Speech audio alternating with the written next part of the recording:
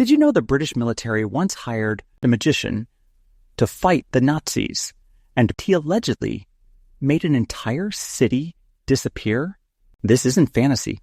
This is the real classified story of Jasper Maskelyne, a stage illusionist turned wartime deception expert, and how he may have fooled Hitler's army with cardboard, mirrors, and a mind built for illusion. Before the war, Maskelyne made a living pulling off impossible tricks, escaping handcuffs, levitating women, making cars vanish on stage. But in 1939, he stepped off the stage and onto the battlefield. The British generals didn't believe in magic.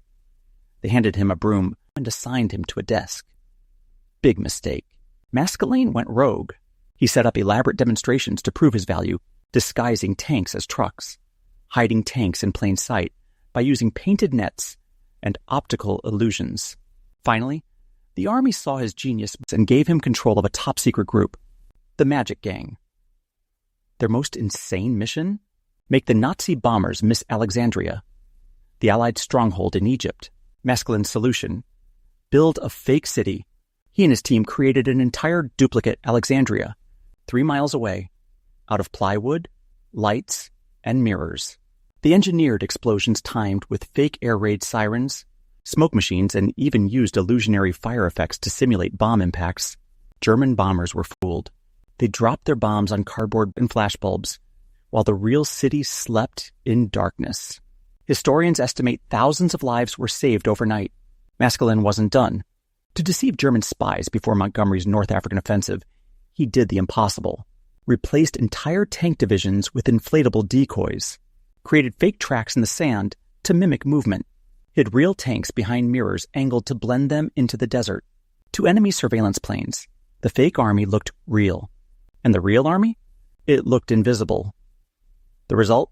A massive Allied victory at El Alamein, the turning point in the African campaign. But here's where it gets wild. Official records of Maskelyne's missions? Most are still missing. Some say the British military buried his contributions. Too strange, too unbelievable.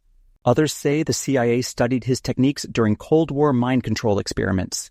There are even whispers that Maskelyne faked his own death, vanishing one last time to keep his secrets buried.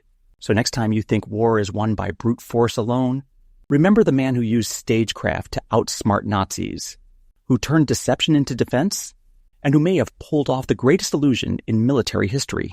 Because in World War II, the deadliest weapon wasn't always a bullet. Sometimes it was a man with a mirror and a plan.